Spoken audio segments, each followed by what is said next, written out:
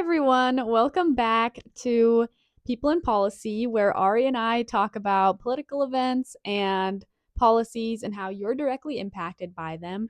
And this is a new season, so we're on season 2, and we're hoping for kind of not a total rebrand, but some big changes to make things hopefully better. So we're hoping for some big things for the organization. We're hoping for maybe a mini series that's focusing more on the people aspect. So I guess the social aspect. And talking about different things, maybe doing some interviews every few episodes. So definitely expect a lot of cooler, more interesting things from us. I know that we have been super MIA the past 2 or 3 weeks. We didn't post anything on any social media. No new episodes were uploaded, and we just disappeared without a trace. So we apologize for that. There was a lot of technical difficulties that were happening during that time, and just life things happening. So we apologize for not keeping you updated, but it's a classic move that was also pulled last week by our president. So, Yeah. everybody's going MIA. He disappeared. People thought, okay, is he dead? Um, is something big happening? And then he came out to kind of declare war on his own country. So, Yeah, he came back definitely strong. Definitely strong. So, obviously, or maybe it's not obvious to you, but it's obvious to us that our topic is going to be about Chicago immigration and crime crackdown. yeah.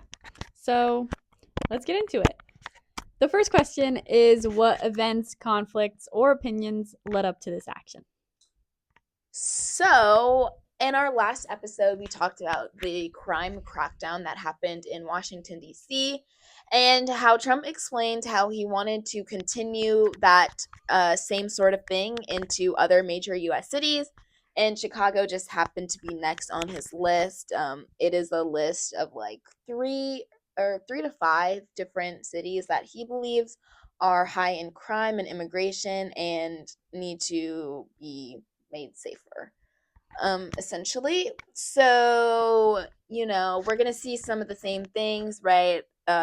National troops, ICE, definitely more deportations than what happened in Washington, D.C., and that's kind of what has been going on so far. The day we're filming this, or that this video was made, is September 7th. So it's very early in the process, and we do expect to have things happen throughout the week. However, on the day that we're filming, that's the information that we know right now of why Trump has decided to do this.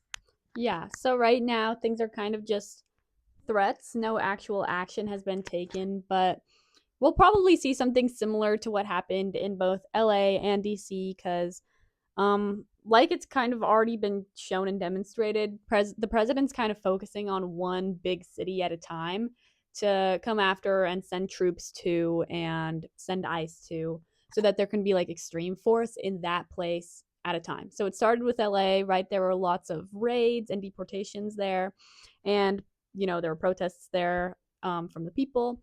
And then also in DC with their crime crackdown, that was less immigration based, but it was still, sending troops over and extreme action. So the same thing's happening in Chicago, essentially. And, or the same thing is threatened to happen in Chicago or promised to happen in Chicago.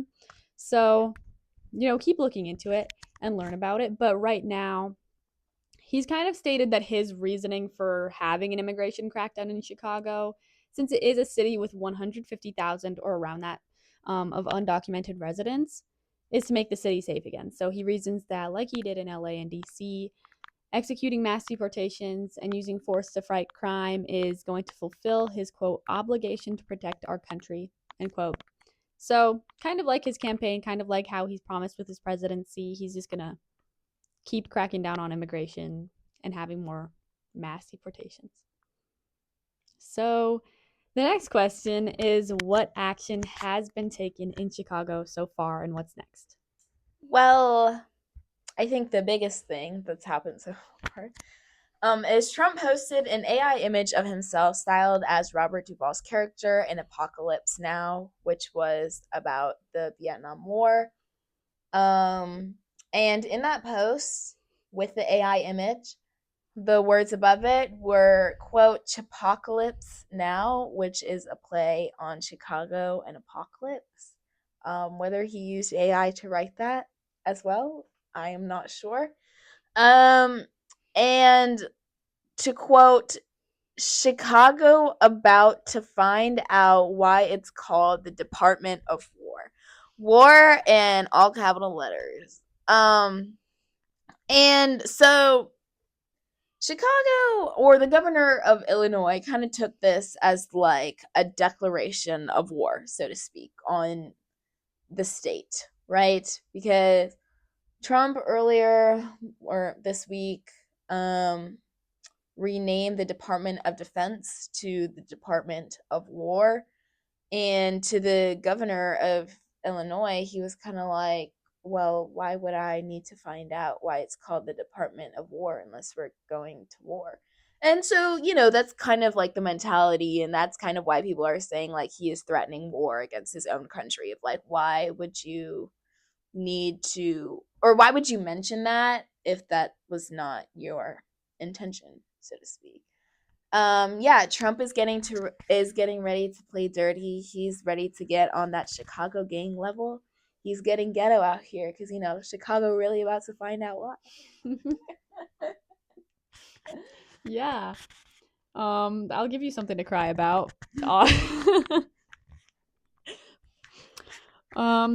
So basically, officials in Chicago have been watching for any signs of heightened ICE activity or enforcement in the city, and nothing seems out of the ordinary. So we can see that there's no actual action being taken as of September 7th right now.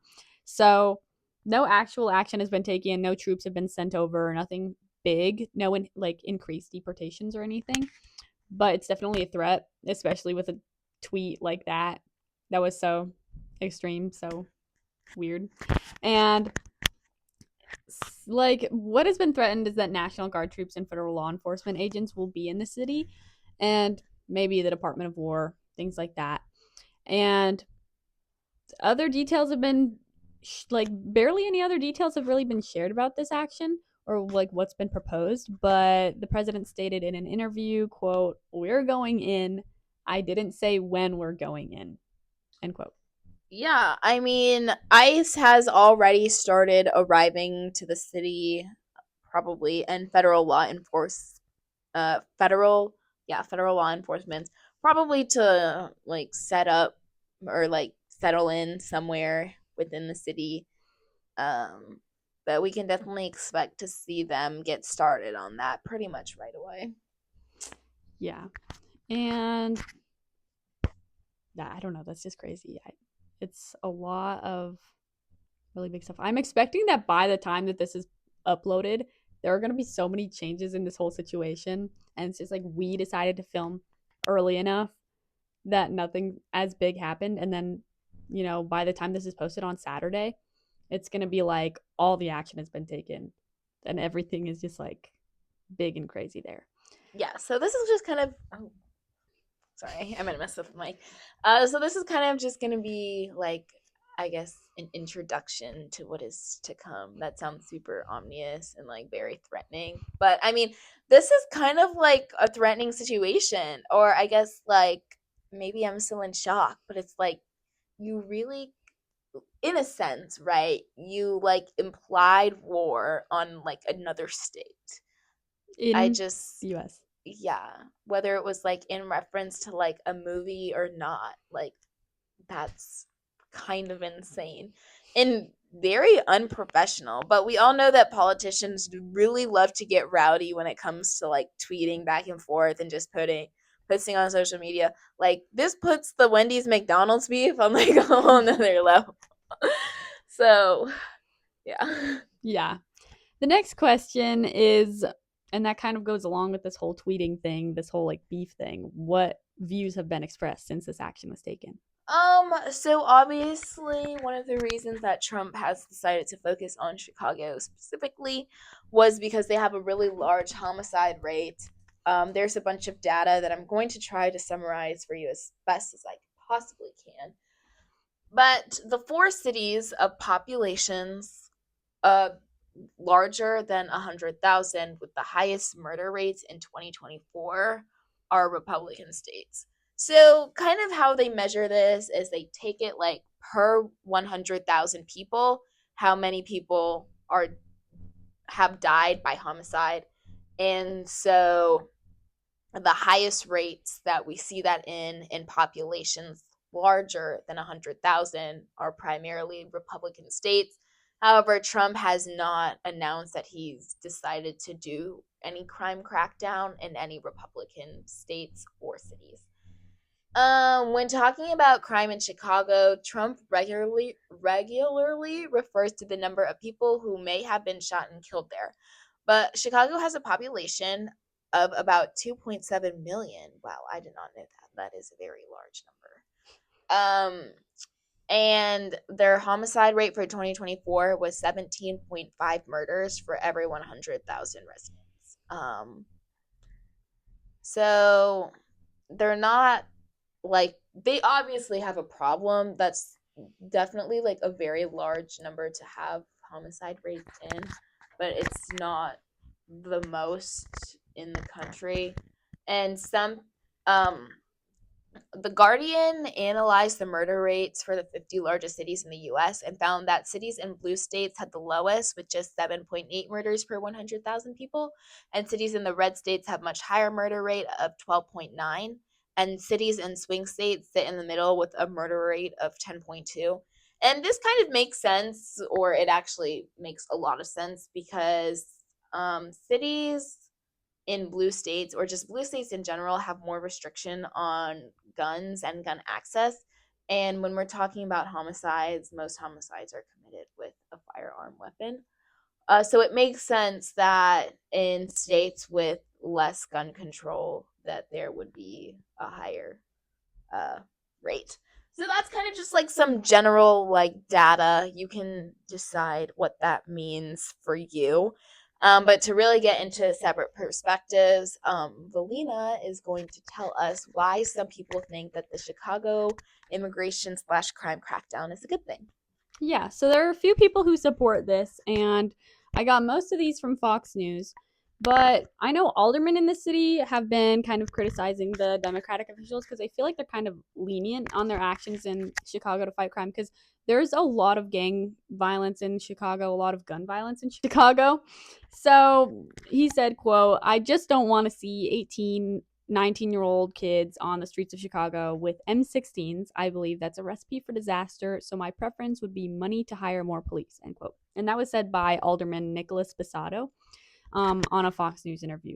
So they say that the gang problem in Chicago needs to be solved by either the president and the officials in Chicago just like coming to some sort of an agreement, and just having more money or time, more people spent towards fighting the crime there, and just overall more law enforcement.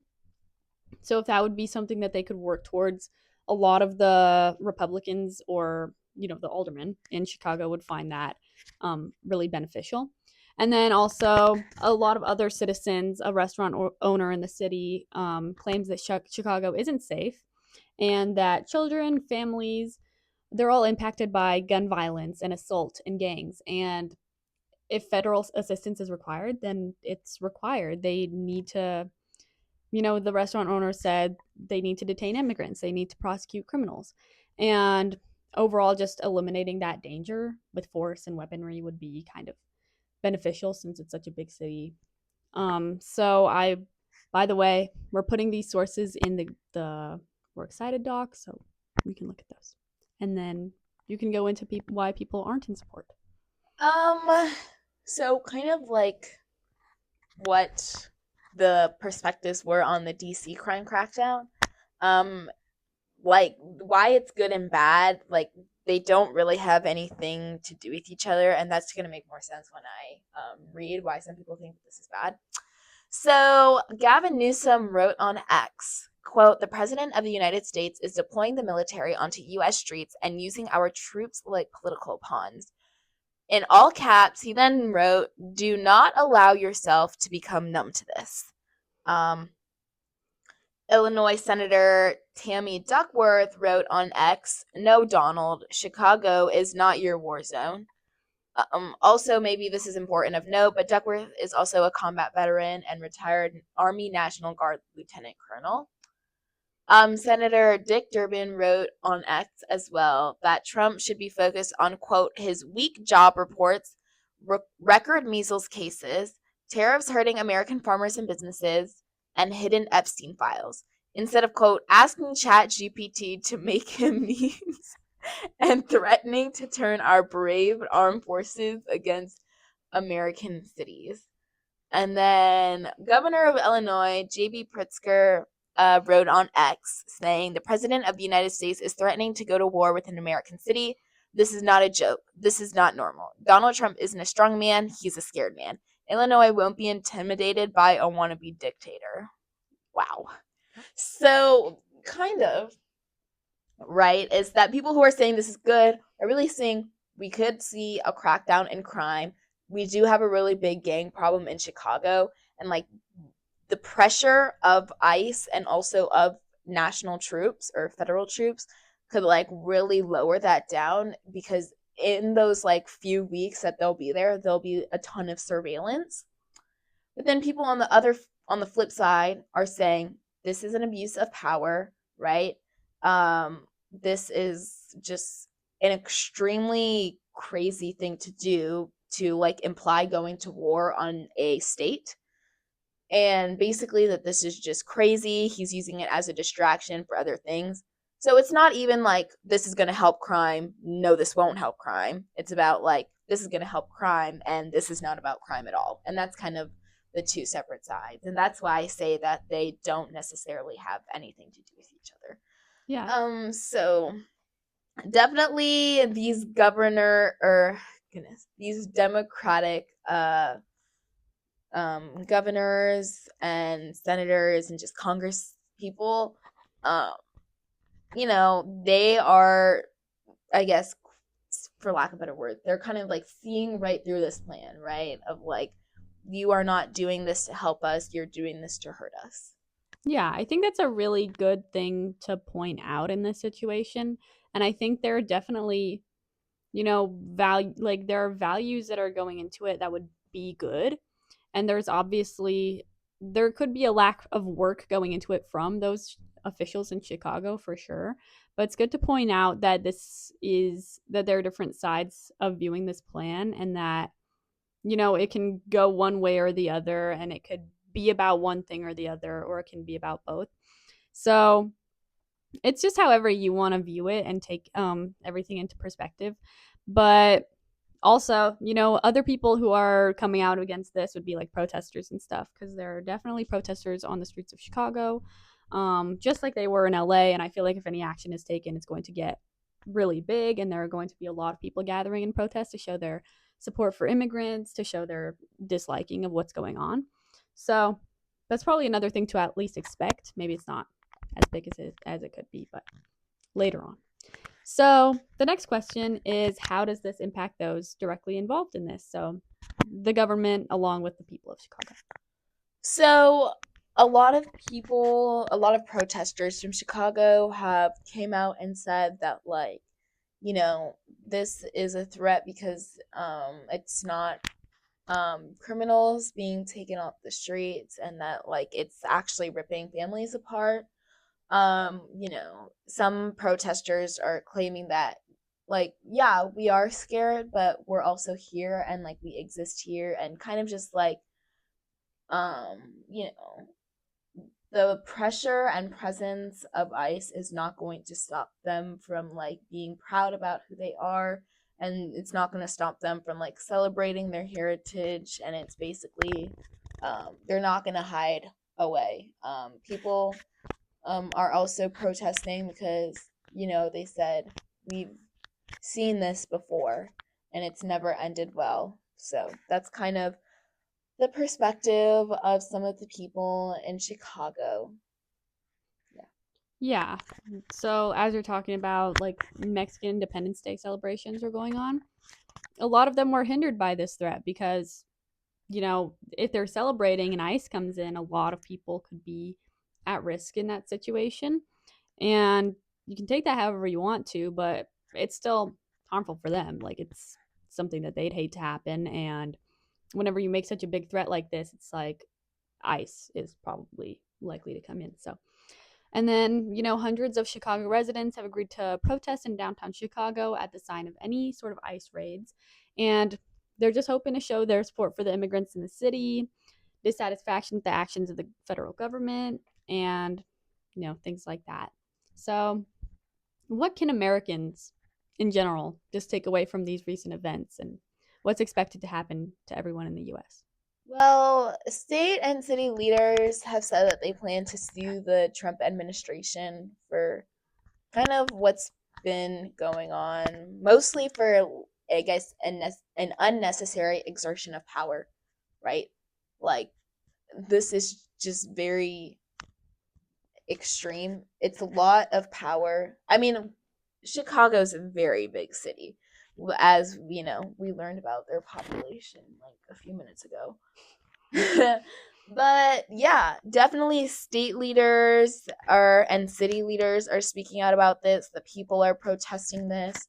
I mean, kind of just the same thing that we told you guys in the last episode. Expect this to continue happening, especially in those democratic cities and those democratic states.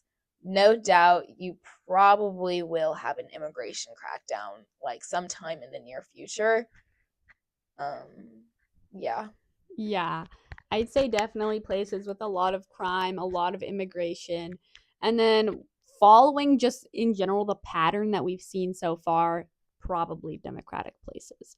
Um, and that's not to say that other places don't experience crime too or immigration too. It's just what we're seeing. It's just the context that things are taken in. And, like you were saying, like state and city leaders planning to sue the Trump administration. I'm pretty sure that in the court in California, they had determined that sending federal troops to the state to LA was against the Constitution. It was not constitutional. So, despite those things, despite the suing, that doesn't mean everything's going to be over and the ICE is going to stop raiding and federal troops are going to stop coming into cities because it's probably not true. So, expect that big cities are going to take a hit in both immigration and crime crackdown type things based around that. Because that's definitely going to keep happening and efforts aren't going to stop towards that. So, um, Yeah, and immigration is not just towards like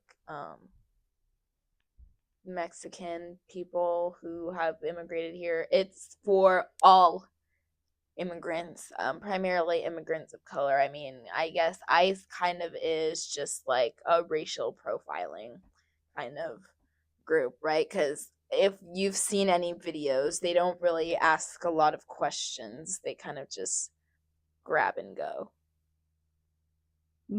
yeah, So, just be safe, right? And just be prepared.